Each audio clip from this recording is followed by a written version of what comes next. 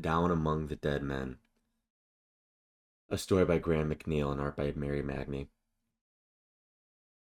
Bilgewater's White Wharf had earned its name thanks to the layer of bird waste covering it from end to end, which was only to be expected at a resting place for the dead. Folk here didn't bury corpses, they returned them to the sea. A grave of the sunken dead hung suspended in the cold depths marked by hundreds of bobbing grave buoys. Some were merely name posts, while others were elaborate tomb markers carved to resemble rearing krakens or buxom sea wenches.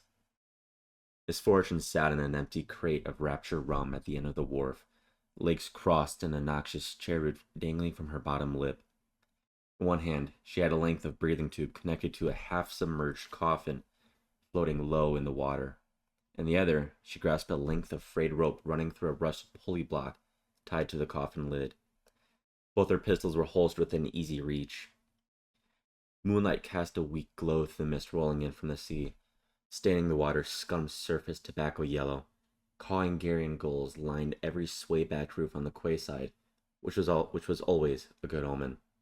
They knew better than any of the signs of fresh pickings. About time, she whispered, as a shaven-headed man in a drake-scale frock coat emerged from the narrow, debris-choked alley. A pack of needle-toothed wharf rats stalked him, hoping he was drunk and might pass out to become easy meat. The man's name was Jacmont Zyglos, one of the Painted Brothers. Any corsair worth his salt had tattoos, but every inch of Zyglos was inked with clawed serpents, lovers' names, and a record of every boat he'd sunk, every man he'd murdered. His skin was as good a confession as any she'd known. He marched purposefully along the wharf, but his eyes, darting warily from side to side, gave the lie to his confidence. His hand gripped a long cutlass with a sharp-toothed edge that hung low on his hip. He, too, boasted a firearm, a stubby carbine with glassy pipes running the length of its barrel. "Where is he?" demanded Zyglos. "You said you'd bring him." "That a Piltover hex carbine?" she asked, ignoring his question. "Answer me, damn you." "You first," said Misfortune, letting some rope out through the pulley and allowing the coffin to sink a little more. "After all, I'm not sure how long his breathing tube is, and you wouldn't want your brother to go without air, would you?" Zyglos took a breath. She saw the tension go out of him. "Yes, damn you, it's from Piltover," he said, drawing the weapon and holding it out by the trigger guard. "Pricey," said Misfortune. "I guess you'd know," he sneered. She let out even more rope. Bubbles of air escaped the now fully submerged coffin. Zyglos held up his hands, instantly contrite. All right, he pleaded. "It's yours. Pull him up, please. He'll come quietly." Zyglos gave a bark of fatalistic laughter. "What choice do I have?" he asked. "You sank my ships and killed all my men.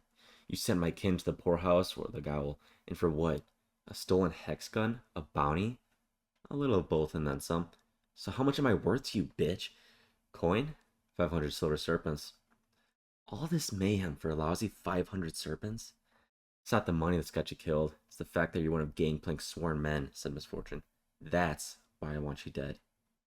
"Dead? Wait, the warrant says alive." "True, but I've never been very good at following instructions," said Misfortune, releasing the rope in the breathing tube. The coffin plunged into the darkness of the sunken dead, trailing a froth of frantic bubbles. Zyglos screamed his brother's name and ran at her, drawing his serrated sword. She let him get within spitting distance before drawing her pistols and blasting with both barrels, one through the eye, one in the heart. Misfortune spat her chariot in the sea and blew the smoke from each muzzle. "Self-defense," she said with a smile, rehearsing her lie for the bonny pursuers. "Crazy fool came in with that fanged sword of his. I didn't have a choice." Misfortune bent to retrieve the fallen hex carbine. She turned the weapon over in her hands. Too light for her tastes, but artfully made and absurdly lethal. The ghost of a smile twitched the corner of her mouth as she thought back to the warmth of the old workshop, the smell of gun oil and the touch of her mother's hand on her shoulder. Misfortune sighed and shook off the memory before it turned sour. She threw the pistol out of the water, sending it down to the dead. The sea demanded its due after all, and she'd not lied. The weapon was worth a small fortune. She stood and strolled back into Bilgewater. She ought to throw Zyglos' corpse in the lot too. But the wharf rats and the carrion gulls had to eat, didn't they? Fresh meat was a rare delicacy on the White Wharf.